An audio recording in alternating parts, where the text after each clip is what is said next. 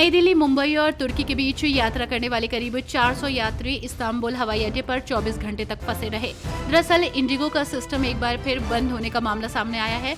वहीं जब परेशान यात्रियों ने सवाल करना शुरू किया तो एयरलाइन का कहना है कि परिचालन संबंधित कारणों से उड़ान में देरी हुई। अमेरिकी राष्ट्रपति जो बाइडेन ने कोरोना महामारी के दौरान जेल से रिहा कर घर में नजरबंद किए गए 1500 कैदियों की सजा कम कर दी है और अहिंसक अपराधों के लिए दोषी ठहराए गए 39 लोगों को माफी दे दी है। वहीं एक सांसद ने गुरुवार को ताकतवर अमेरिकी सीनेट की विदेशी संबंध समिति से अपील की है कि बांग्लादेश में अल्पसंख्यकों, विशेषकर हिंदुओं के खिलाफ हुई हिंसा के मामले पर कदम उठाएं। बांग्लादेश में हिंदुओं के खिलाफ लगातार अत्याचार जारी है। वहीं इस बीच खबर सामने आई है कि बांग्लादेश की चिटगांव जेल में बंद चिन्मय कृष्ण प्रभु की जमानत पर बृहस्पतिवार को सुनवाई नहीं हो सकी। चिन्मय कृष्ण के वकील रविंद्र घोष को जमानत की दलील से रोका गया।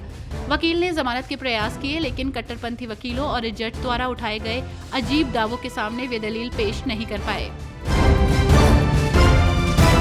नवनिर्वाचित राष्ट्रपति डोनाल्ड ट्रंप 20 जनवरी 2025 को 47वें अमेरिकी राष्ट्रपति के रूप में पदभार ग्रहण करने के लिए पूरी तरह तैयार है। विशेष रूप से वैश्विक नेतृत्व की लड़ाई तेज हो गई है, क्योंकि कनाडाई पीएम जस्टिन ट्रूडो ने कमला हैरिस की हार की तुलना महिलाओं के अधिकार की हानि से की है।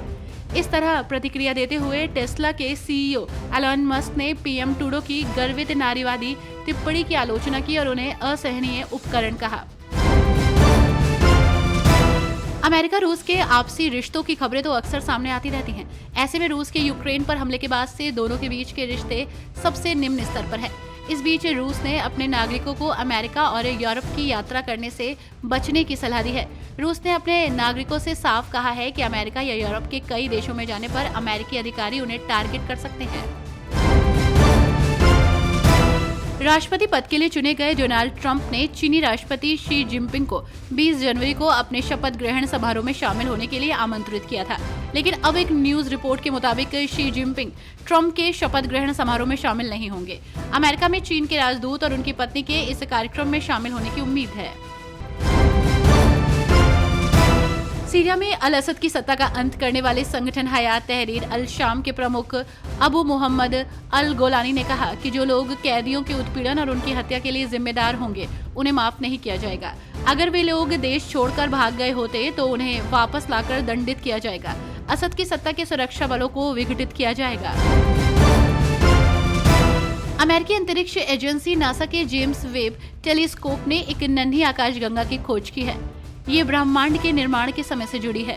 फायरफ्लाई स्पार्कल नामक आकाशगंगा चमकीले तारे के समूह की जगमगाते जुगनुओं जैसी दिखती है।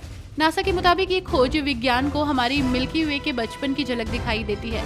शोधकर्ताओं ने कहा है कि आकाशगंगा अभी निर्माण की प्रक्रिया में है।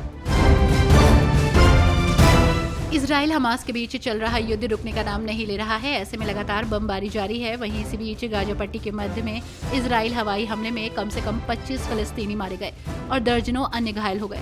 आपको बता दें कि इस हमले को लेकर फिलिस्तीनी चिकित्सकों ने कहा कि राष्ट्रपति जो बाइडेन के राष्ट्रीय सुरक्षा सलाहकार द्वारा गाजा के युद्ध को समाप्त करने के लिए युद्ध विराम समझौते की उम्मीद जताने के कुछ ही घंटों के बाद ये हमले हुए हैं।